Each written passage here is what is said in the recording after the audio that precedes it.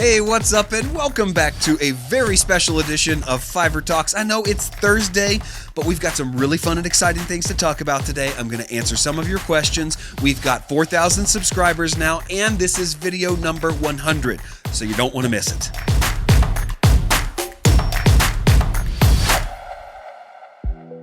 That's right, I said today we are shooting video number 100, and I thought this would be a fitting time to talk about the future of this channel, what we're going to be doing, and all the fun things we're going to be doing in the future. If you're watching this the day it was released, you're watching this on a Thursday, which is a brand new thing for me. Normally I've done Monday, Wednesday, and Friday videos. Now we're going to be going to Monday and Thursday videos. Monday is going to be my regular produced, teaching, fun, all kinds of awesome stuff videos. Thursday, I'm going to dedicate solely to your questions. So we're going to get real laid back, real chill, just like this. I'm going to sit back. I got my MacBook here. I'm looking at your questions on the channel, and I'm just going to answer your questions, the things that you're asking. Because when I started this channel, I really underestimated how many of you would come and leave comments that were questions, wanting help with specific issues. And even though I'm not Fiverr customer support, I'm not the total expert on everything Fiverr. I've been around the block long enough to be able to answer most of these questions.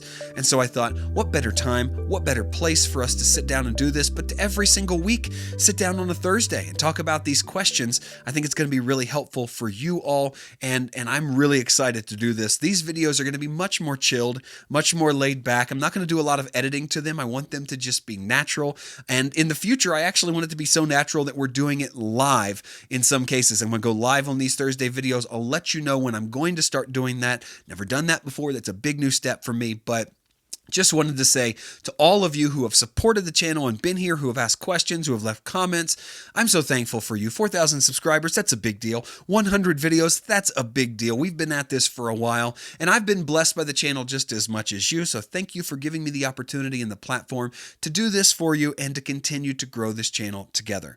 So without any further ado, let's jump into some questions from the last few weeks. I am going to just start at the top and go straight down. How about that? The first question comes from user @music, and he says, "Hey, dude." Dude, I love that. "Hey, dude, I'm getting orders on Fiverr, but they're very slow. I cannot totally depend on Fiverr. I'm getting orders on Fiverr only about once per week. Any advice for me?" @music. Dude, let me just tell you, this is a common thing that sellers feel like maybe they can't depend on Fiverr, and that's because in the beginning, you can't depend on Fiverr yet. It takes a while before you actually can depend on that income, depend on that regularity, depend on it to be steady. And even then, like in my case, I see things go up and down.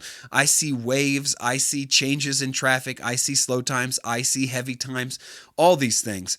All I can say is keep at it.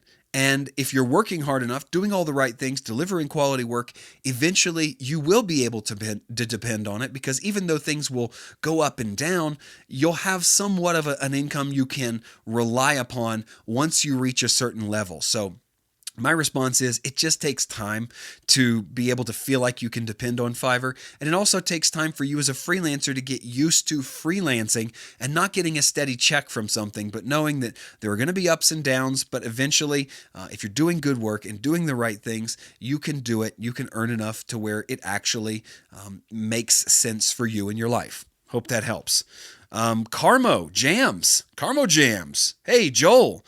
Hey, what's going on, Carmo Jams? Have you ever had moments where you have small periods of time with no orders? This seems to happen to me quite often. This goes along with the other question we just answered, periods of time with no orders. Yeah, I think everybody has those times. Everybody has little periods of time where they feel like they're not getting any orders, or maybe they do actually go a little while without an order. But the truth is, I talk about this in other videos, that's a time for you to really gear up and look at what you're doing, look at your gig videos, look at your descriptions, look at your marketing materials. How can I make those things better? You know, when you're freelancing, working for yourself, when you have no orders, it's time to work on your business.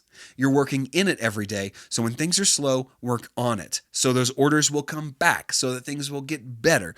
All of those things. So keep your head up, keep moving forward. You can do this.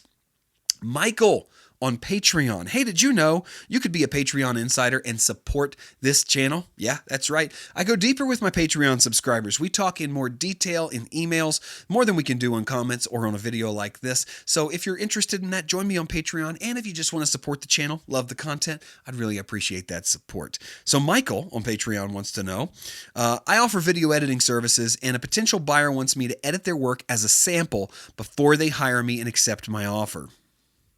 Don't do that. Do I decline the person politely because I feel like it's almost like giving my services away for free? That's because it is, Michael. You are giving your services away for free if you do that. People that ask you to do work as an audition for the work are trying to get something for free. Folks, you need to stand your ground. You need to be paid for your work. You don't need to be doing things for free for people or, oh, if I like it, I'll buy the rest of it. Nope, you don't want to work for people like that. You don't want to do that. Michael, I would say politely decline. And you're right. You want to be polite about it. You don't want to be a jerk about it. But at the same time, you want to stand your ground and let people know that, hey, I don't work for free. I can't put free samples out there. That's what a portfolio is for. You're doing consistent work. If they like what you are doing in your portfolio, they're going to like what you're doing for them in real life. So politely decline and don't do free work for people before they place an order. Never, ever do that. Ever. Ashara asks, can I make gigs in different categories? Well, yes, you can, Ishara. You can make gigs in lots of different categories. You have to ask yourself, what kind of niche do you want to be in on Fiverr? And have you spread yourself too thin with the different categories you're looking at? In other words, do you want to be a guy or a gal who's all about, maybe one niche over here, graphic design, and then have something that's totally unrelated over there?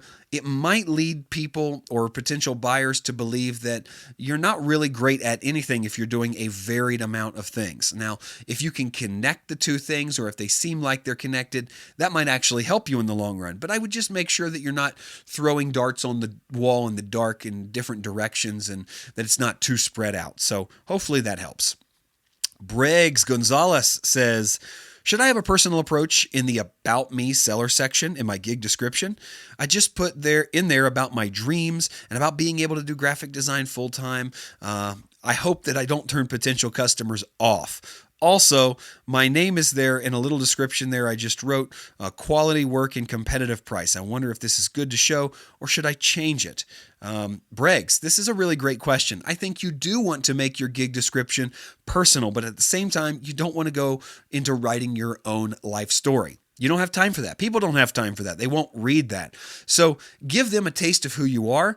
Give them a taste of what you can do for them, but don't write too much. I think there's a point at which that can become too much. I think you need to know where that line is, and you need to stop it before it gets there. I think you can do that. But put yourself into everything you do. Make sure that your personality's in there. Neil Creates asks this question. He says, I've got one question. When I get orders through Fiverr, promoted gigs, will those orders and those ratings at all help me in my normal gig ratings? This is a good one. He's asking, when I get orders through a promoted gig, will that help my regular gigs ratings? Now, the answer to this is yes, because all ratings, all purchases, all analytics count toward your organic search rank. So if you have somebody order a promoted gig and you get a 5-star review, that's certainly going to help your organic rank. All you did was pay for that opportunity, that click, that purchase.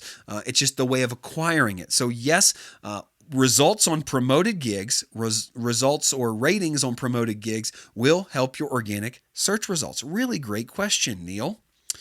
Eva Nikki Lee asks, Hi, I'm a bit confused.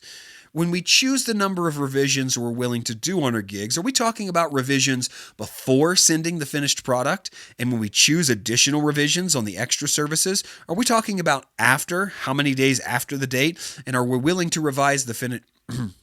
I think I just messed that up. Are we talking about after, and how many days after the delivery date are we willing to revise the finished product? Well, the answer to your question, Eva, is that all of that is up to you. I've talked about this in past videos. Fiverr does not police how many revisions you're providing to a customer and whether you're doing that before or after delivery. Now, my suggestion to you is every time you have a finished product, deliver it. if a buyer wants a revision, they should click the revision button. That's the flow you want because it keeps it in the right place in your queue.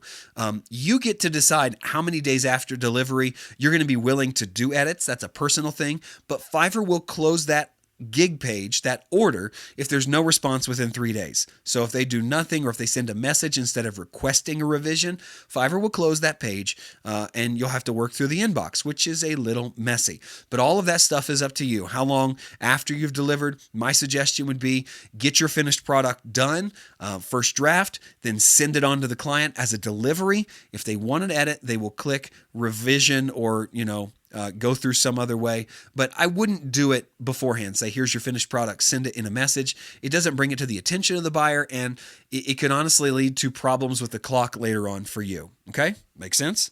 All right, let's take a little break. I want to introduce you to somebody over here who's been with me for quite a while. I want to ask you if this guy looks familiar. This is from a Fiverr Gig project I did about like 7 years ago for a bobblehead company where you send in your picture and they create a bobblehead that looks like you. And this is little Joel. What do you think? I don't know. Maybe he does, maybe he doesn't. A little less facial hair. But this little guy has been sitting on my desk or somewhere near my desk for quite a while. Pretty fun to have him around. And then, oh, this is fun. I got this from the Fiverr team this week. This is an official Fiverr water bottle. It's beautiful, it's stylish, it's sleek, and it's got the Fiverr logo and all the new Fiverr branding on it. So thank you, Fiverr team, if you're watching this, for the swag and for inviting me to host the 11th birthday party, the 11th anniversary of Fiverr. That was a lot of fun, and I got some cool swag for that. Really great, generous team, wonderful people. If I hadn't said it before, really appreciated that and had a lot of fun. Now let's get back to questions. Sojourn Tiv. Sojourn says, save me, bro. Okay, I'll save you if I can. I was about to turn on vacation mode. What will be the effect if I increase turnaround time instead? Now, this is something I talk about in a previous video. What's the difference between vacation mode and increasing your turnaround time? Well, the truth is vacation mode puts you in an odd spot with the search engines. It pauses your gig. You're not delivering anything. You're not responding to anybody. And so the search engine on Fiverr doesn't quite know what to do with you. It sits there and wonders, are you still alive? Are you still filling orders? And even though the vacation mode is Fiverr's invention, it confuses the search algorithms and oftentimes causes people to drop in the rankings. So what I have suggested, what I actually do is I turn up turnaround times. If your normal turnaround time is 1 week and you're going on vacation for a week, you turn your turnaround time up to 2 or 2.5 weeks. So those orders have time to still roll in. You have time to finish them on time when you get back from your vacation. Now, the reason that's better is because your gig maintains active status. You may not be filling orders, but it's still better that you're in active status and things are still happening with your account, okay? So I think it's better to have a longer turnaround time and rather than going on vacation mode. I think it's proven that vacation mode is a little dicey for most sellers. So that's what I would suggest. That's what I do, and hopefully that helps you. Karen Kathari. Karen says, how do I make multiple accounts on the same PC for different niches? Karen, the answer is you don't. You're only allowed to have one Fiverr account. You do not want to mess this up. You do not want to be caught trying to have multiple Fiverr accounts because they'll just shut down both of them. And you don't need different Fiverr accounts for different niches. You can sell from different niches in one Fiverr account. That's what I would suggest because each sale you make on the other niche supports this one. The more orders you have coming through one account, the better off you are as a seller. So take it from me. Don't have two Fiverr accounts, only have one. And then, oh gosh, this is our final question. Madhusanka says, I have one concern. My gig is on the 5th page of my category. He means in search results. If I use the promoted gig option, will my gig rank at the top pages? And if I stop gig promotion option later, will my gig go back to the 5th page? Now, this is an interesting question because it brings a lot of variables into play. The answer is if you promote your gig, it will appear in the promoted section, which yes, is higher than the 5th page. But whether your promoted gig appears at all or not depends on your bid. In other words, how much money have you put up for that click? Is it higher than others that are vying for that same click?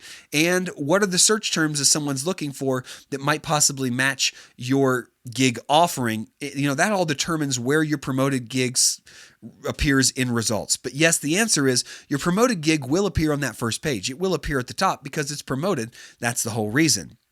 Now, the question of whether or not your gig will go back to the 5th page when you're done with promotion depends on what status your gig has gained through the promotion. Like we talked about before, if you're getting good reviews, if you're increasing your traffic, if you're getting more orders, all of those things help your organic search results. So using promotion for a time could possibly help you boost your organic search rank because getting more reviews, more orders, all of those things, delivering more orders on time will help your organic search results. So there are a lot of variables in play, but the answer is yes, promoting a gig will have it appear higher. And yes, you could appear higher when you turn promotion off if you have in fact raised the rank of that gig during your time of promotion. Hope that makes sense. Hey, thank you so much for sending me these questions, and a big shout out to all of you who did. I want to hang out with you more on the couch here. We just want to hang out every single Thursday. So if you have a question, drop it in the comments section below. I'll try to answer it next Thursday and give you a shout out. And as always, I'll be here on Mondays with our regularly scheduled videos, having a lot of fun with that. I am so stoked for 4,000 subscribers, hoping for 4,000 more in the coming year, and 100 videos, a big milestone for me. Can't wait to do 100 more with you. As always, my name is Joel Young. This is Fiverr Talks, and keep doing, because the future favors the doers.